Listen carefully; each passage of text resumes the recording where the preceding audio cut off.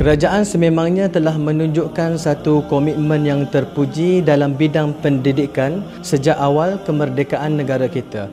Namun apabila kita meneliti dasar pendidikan kebangsaan, tidak ada mana-mana satu perkataan yang menyebut tentang bidang tahfiz. Salah satu bidang yang sedang berkembang dengan suburnya di kalangan masyarakat ialah pendidikan tahfiz Al-Quran. Asas pembangunan dalam pendidikan tahfiz telah digerakkan oleh kerajaan pusat pada tahun 1966 semasa perasmian Masjid Negara pada waktu itu.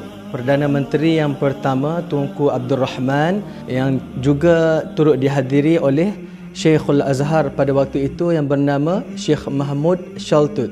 Beliau mencadangkan supaya negara kita mempunyai satu pendidikan tahfiz yang lebih tersusun. Daripada pandangan itulah terhasilnya Ma'had Tahfiz wal Qiraat yang boleh dikatakan Ma'had Tahfiz yang pertama ditubuhkan selepas negara kita merdeka. Setelah itu, pendidikan tahfiz telah didukung dengan sebaiknya dan telah berkembang dengan amat pesat. Pada tahun 2016, PINTA telah menyarankan kepada pihak kerajaan supaya pendidikan tahfiz ini dimasukkan dalam dasar pendidikan negara. Jadi, dalam majlis perhimpunan 20,000 hufaz, Perdana Menteri pada waktu itu telah melancarkan dengan rasminya apa yang kita namakan sebagai Dasar Pendidikan Tahfiz Negara. DPTN ini dibangunkan bagi memastikan hak kanak-kanak yang belajar dalam institusi tahfiz yang ada dalam negara kita turut mendapat hak yang sama seperti mana kanak-kanak yang belajar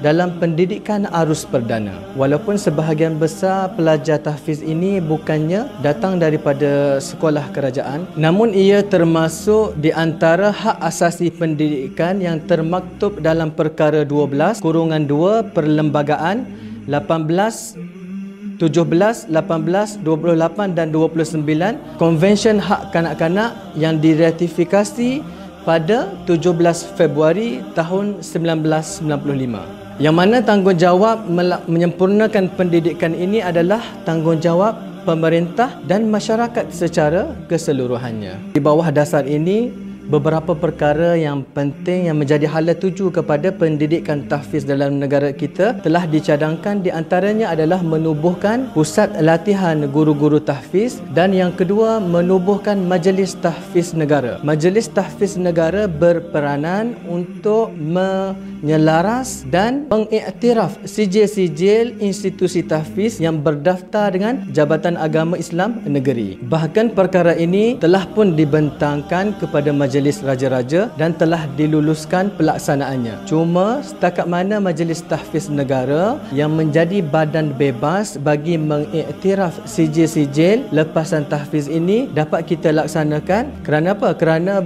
berlakunya perubahan di tapuk pemerintahan negara sehingga perkara ini masih tertunda sehingga kepada hari ini. Jika majlis ini dapat ditubuhkan, maka pengiktirafan kepada sijil-sijil tahfiz akan lebih diperakui dan pengiktirafannya akan lebih meluas seperti mana negara-negara yang maju.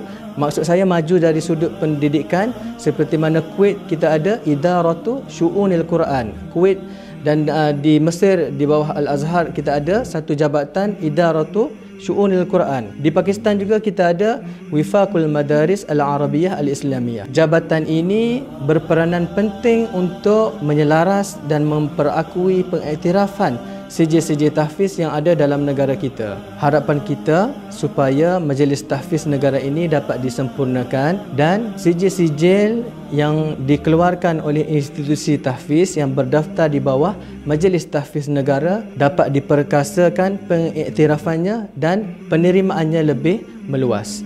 Wabillahi taufiq wal hidayah. Wassalamualaikum warahmatullahi taala wabarakatuh.